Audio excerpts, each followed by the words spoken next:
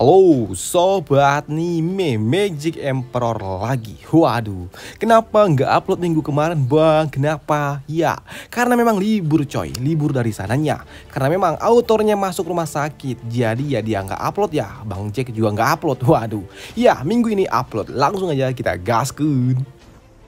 Mereview sedikit dari part sebelumnya. Setelah penobatan Zauvan dengan gelar pelayan terbaik di bawah surga, membuat Kaisar yang memang memanggil Zauvan, ia melakukan sebuah diskusi panjang yang berbelit-belit.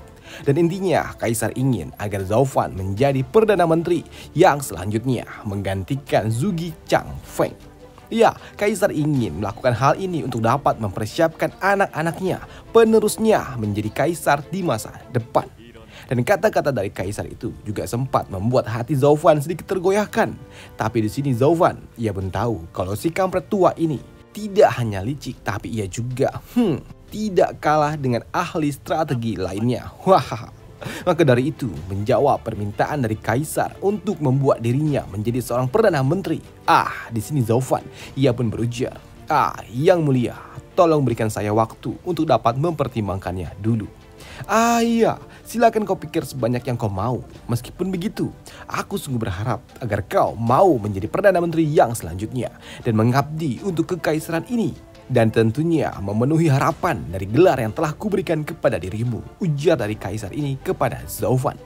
Ya, sembari pamit di sini Zauvan ia juga berujar di dalam hati, jika semua yang dikatakan oleh Kaisar hari ini adalah sebuah kebohongan, maka dari itu, kampret tua ini bukan hanya seorang kaisar, tapi ia juga adalah seorang penipu yang ulung. Sedangkan untuk Kaisar sendiri, ya selepas Zauvan pergi, ia hanya dapat tersenyum saja. Tapi begitu Zauvan menghilang dari hadapannya, raut wajahnya langsung berubah drastis dan terlihat seperti ia menyembunyikan sesuatu di balik kata-kata yang manis itu. Dan tak lama setelahnya, kini dua penjaga naga mereka pun datang dan berujar, Yang Mulia, Tuan Putri telah kembali dengan selamat, ujar dari Tuan Sima.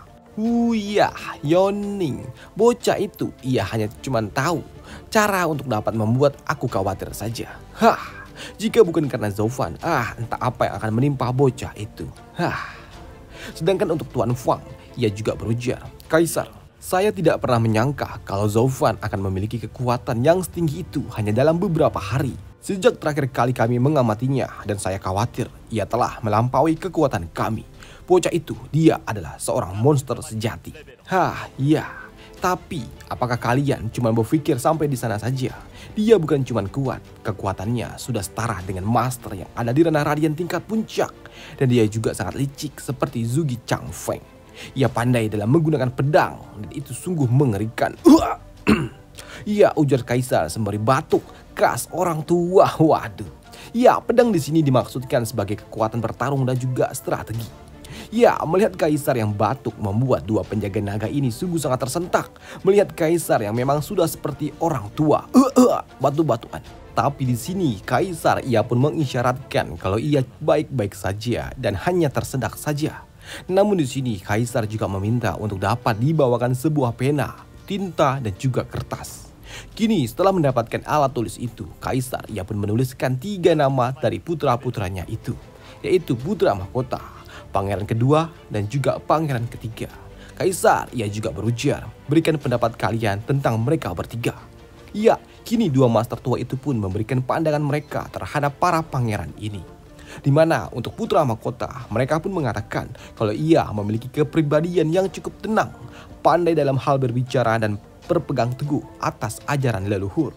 Dan ia layak untuk menjadi seorang penguasa, tapi ia juga memiliki sifat yang keras kepala. Ya, kalau seperti itu, dia hanya akan membuat rakyat menjadi lelah, sambut dari Kaisar. Dan untuk pangeran kedua, dia sangat tegas, suka menolong dan juga ambisius, tapi ia sangat kasar dan juga gegabah serta serakah. Dengan sifat buruk itu, ia hanya akan dapat dimanfaatkan oleh orang lain. Dan orang seperti itu, tidak layak untuk dapat memegang kekuasaan. Dan untuk pangeran ketiga, di sini Kaisar pun sungguh sangat bingung untuk dapat mendeskripsikannya. Yang membuat Tuan Fang pun ia bertanya, Yang Mulia, ada apa? Tidak. Aku tahu kau memihak kepada dirinya, Tuan Fang. Tapi ketiga putraku ini, mereka masih harus diawasi lebih lama lagi. Khususnya untuk pangeran ketiga, aku tidak dapat memahami cara berpikirnya, ujar dari kaisar. Maka dari itulah aku tidak ingin dan jangan sampai jalan yang telah aku bangun dengan keringat serta darah akan berakhir dengan kehancuran di tangan penerusku. Jika terjadi hal yang tidak diinginkan dengan kekaisaran ini, bagaimana bisa aku beristirahat dengan tenang, ujar dari kaisar. Di sini kaisar pun sungguh sangat bingung dengan para pangeran yang memang akan meneruskan tahtanya nanti. Bahkan kaisar juga sempat berpikir, andai saja salah satu pangeran memiliki setengah saja dari kecerdasan Zovan. Aku rasa aku pasti dapat beristirahat dengan tenang, pikir dari kaisar. Sedangkan di tempat lain saat ini di kediaman keluarga Luo ramai sekali para bangsawan kecil yang memang ingin menggabung menjadi bagian dari keluarga Luo. Bangsawan-bangsawan kecil inilah mereka ingin bekerja di bawah keluarga Luo. Bahkan di sini mereka pun bersaing dan yakin kalau mereka dapat mengabdi di bawah keluarga Luo.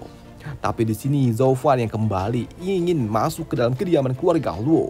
Ia meminta agar mereka semua minggir. Kalian semua menyingkirlah. Ya, kemunculan dari Zovan tentu saja membuat mereka, para bangsawan kecil ini pun menjadi heboh. Karena mereka ingin segera agar Zovan menerima keluarga mereka.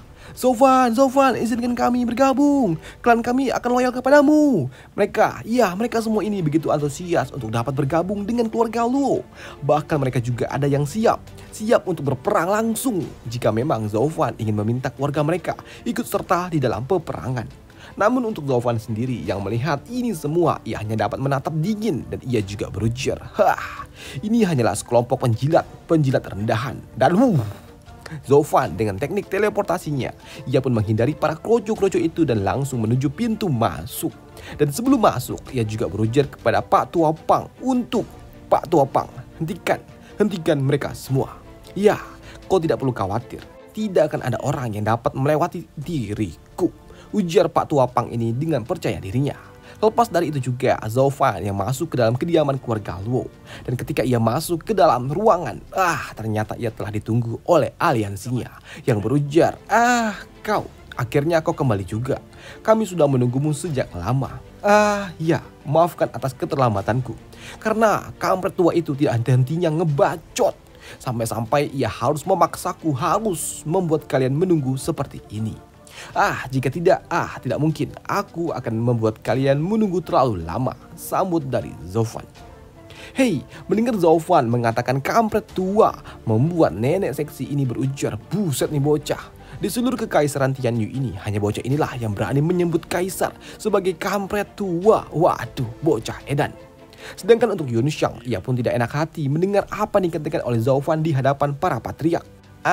Zovan, bisakah kau bisakah lebih sopan sedikit gitu? Apakah kau mau cari mati? Itu mencemarkan nama baik kaisar, Zovan. Tenang Nona, kau tidak perlu khawatir dengan Pak Falun Qianlong dan juga yang lainnya. Apakah kau pikir mereka akan membocorkan rahasia ini keluar? Tidak Nona. Tenang, bagaimana mungkin kami seperti itu, saudara Zovan? Tolong jangan bercanda, ujar patriark dari mansion Jianho ini yang memang sedikit takut. Ya, aku ini bukanlah orang yang memperdulikan nada bicaraku, tapi itu bukan berarti aku adalah orang bodoh. Karena setidaknya aku paham bagaimana caranya untuk memilih kata-kata. Aku cuma bilang seperti ini di hadapan kalian karena memang aku tahu kalian tidak akan pernah mengadukan hal seperti ini. Karena memang seperti yang telah aku bilang sebelumnya, kalian telah membantuku selama 1 dekade terakhir. Dan keluarga Luoku akan menjadi pendukung aliansi terkuat bagi kalian. Karena memang dalam 1 dekade ini keluarga Luo telah menjadi satu-satunya keluarga bangsawan agung yang dapat berhadapan langsung dengan gerbang kaisar secara seimbang. Tapi jika keluarga Luo kami tumbang, apa yang akan terjadi kepada kalian? Dan saat ini kita telah terikat bersama-sama dalam satu aliansi besar. Dan mustahil bagi kalian untuk mengkhianatiku. Maka dari itulah aku percaya kepada kalian. Apakah aku salah? Tanya dari Zovan. Ya, mendengar apa yang dikatakan oleh Zovan dengan kata-kata yang penuh arti di dalam setiap kalimat yang ia ucapkan, membuat dua patriark ini pun sadar kalau reaksi dan juga aksi yang dilakukan oleh Zovan, itu selalu saja mementingkan dirinya sendiri dan juga hawa serta wibawanya memang layak untuk menjadi seorang kaisar. Bocah ini, dia berada di level yang berbeda dengan Wang Futianyuan ataupun Leng Wuqian sekalipun. yaitu Patriark Gerbang Kaisar. Tapi untuk Zaufan yang memang melihat reaksi dari mereka membuatnya berujar, tenang, tidak usah tegang seperti ini. Kita semua ini adalah rekan lama dan telah melalui suka dan duka bersama-sama. Jadi keluarga Luoku tidak akan pernah melupakan jasa kalian. Kami tidak akan pernah dan kami tidak akan seperti Gerbang Kaisar. Maka dari itu tenanglah, kalian akan aman bersama kami. Karena memang kami tidak akan pernah berkhianat setelah mencapai posisi puncak, ujar dari Zaufan. Tapi di sini Zaufan pun juga merasa ada yang kurang. Maka dari itu ia pun bertanya, nenek seksi yang duhai, waduh, aku belum melihat cucu, kemana dia? Apakah ada sesuatu yang terjadi kepada dirinya? Tanya dari Zaufan. Tidak, pelayan Zhao, ia baik-baik saja. Hanya saja ia sedang mengasingkan diri, jawab nenek seksi ini. Mendengar itu membuat Zaufan pun berpikir, ada apa? Mengasingkan diri? Debat esoterik atau pertarungan 100 tahun itu telah usai. Dan perselisihan dari 8 keluarga bangsawan agung juga telah dimulai. Tapi kenapa? Dia adalah salah seorang patriark. Tapi kenapa? Kenapa ia malah mengasingkan diri? Aku yakin pasti ada sesuatu yang terjadi dengan dirinya, pikir dari Zaufan. Namun tak lama setelahnya, ketika Zaufan ingin bertanya lebih lanjut lagi, tiba-tiba saja ia pun mendengar, Yang mulia, putra mahkota dan pangeran ketiga telah tiba. Putra mahkota? Apa yang sedang ia lakukan? Pikir dari mereka semua. Dan selesailah alur cerita dari Magic Emperor hari ini. Dan sampai jumpa besok lagi Sabtu untuk Magic Emperor. Dan sampai jumpa, bye, thank you.